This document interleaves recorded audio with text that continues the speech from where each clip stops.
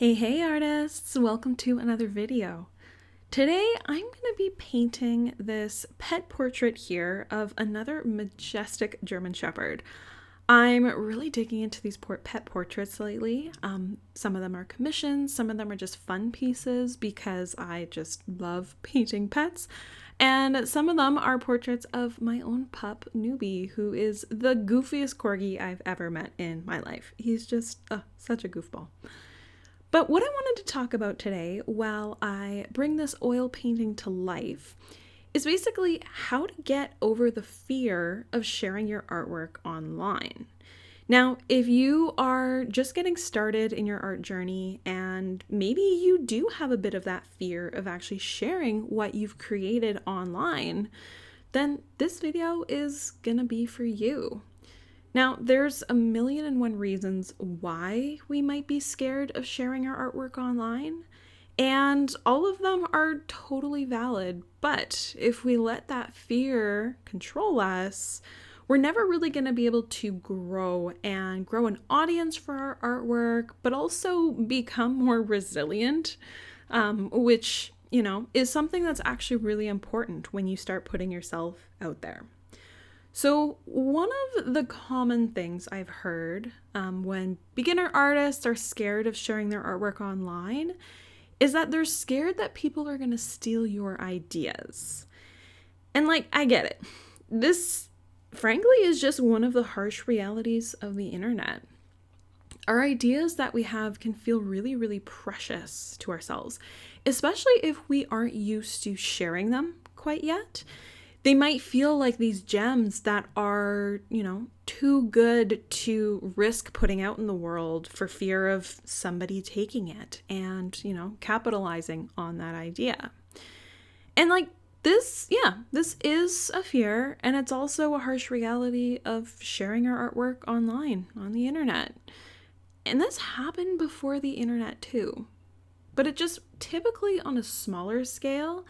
Since before the joys of the internet, people that would see artwork and things that were created just tended to be a lot more localized. So it's not like this never happened, just was on a much smaller scale. And then there's that reality that there aren't really truly any original ideas left. And while this can seem rather bleak, I actually don't find it to be bleak at all. I've made my peace with this reality a long time ago, and it's all a mindset thing. If you look at it as, oh my goodness, there's no original ideas left, so why should I even try? But it doesn't have to be that way. In fact, I find that rather liberating because it means that each person can put a unique spin on something that's been done a million times. And yeah, we all have a unique spin to what we create. Even if you had 100 people painting the exact same portrait of the exact same wolf or German Shepherd or whatever subject, each painting created by those 100 people is going to be slightly different, and each is going to have their own magic.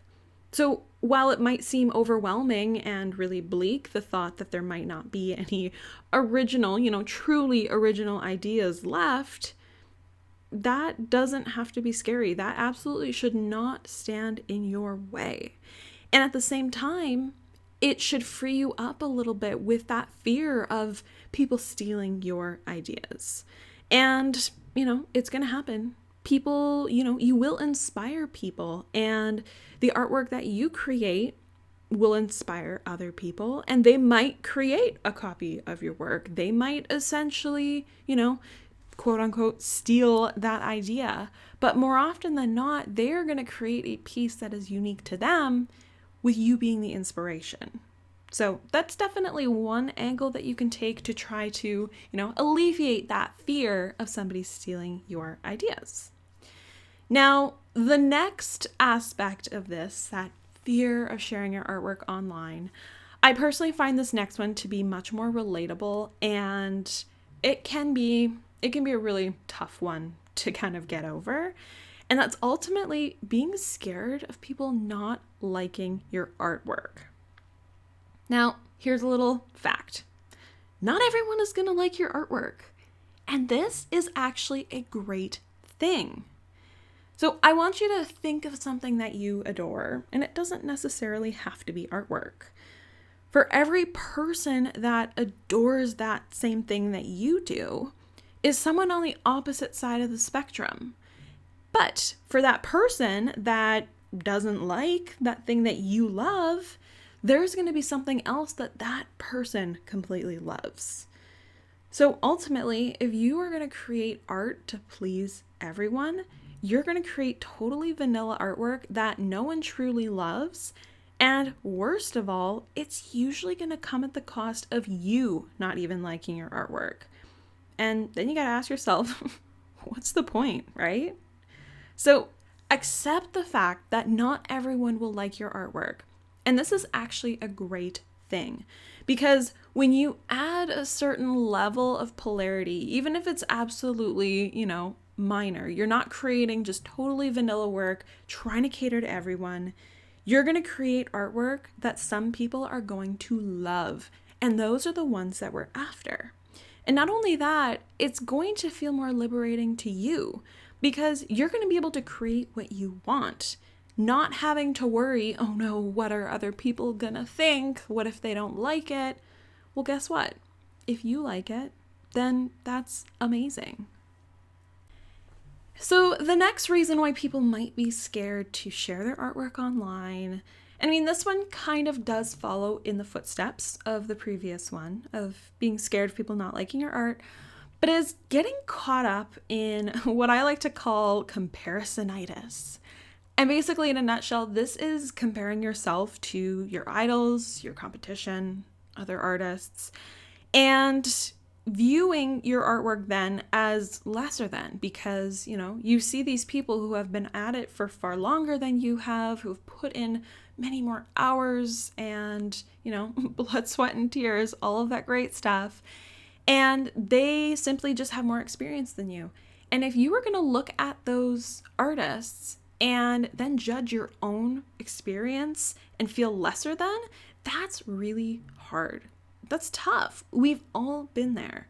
So getting caught up in that comparisonitis can definitely be a reason why people become scared to share their work online. Because if you have this mindset of your own saying, oh no, my artwork isn't nearly as good as this person's, so no one's going to like it, then of course you're not going to want to share it, because that is ultimately a huge act of vulnerability.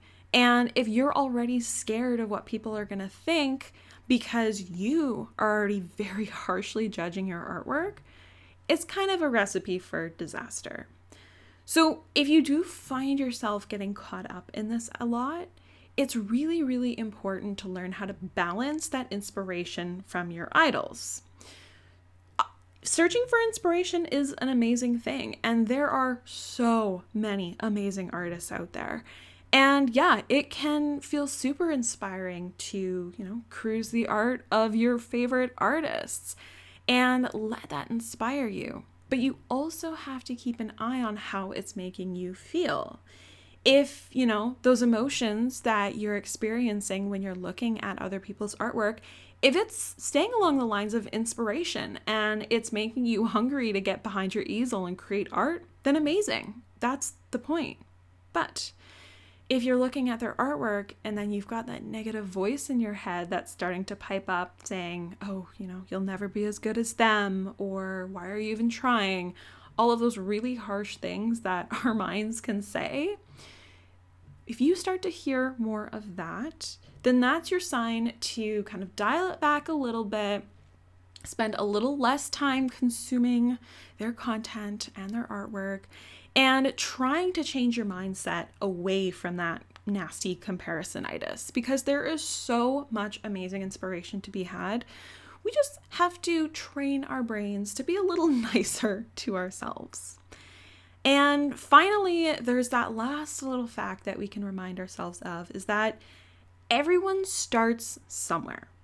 So those idols of yours that you just, you might be comparing yourself against, or, you might be inspired by, remind yourself that those people were once where you are right now, where They were just getting started. They were, looking up at their own idols, dreaming of becoming like them, and again, judging their artwork really harshly.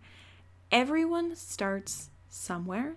And whenever I personally feel myself getting a little too wrapped up in that fear, being scared of what people are going to think, judging my artwork way too harshly, I love to remind myself of this fact, that everyone starts somewhere. So that brings us to the end of this painting and the end of this video. I hope this was informative to you and got you thinking about how you might be a little scared of sharing your artwork online.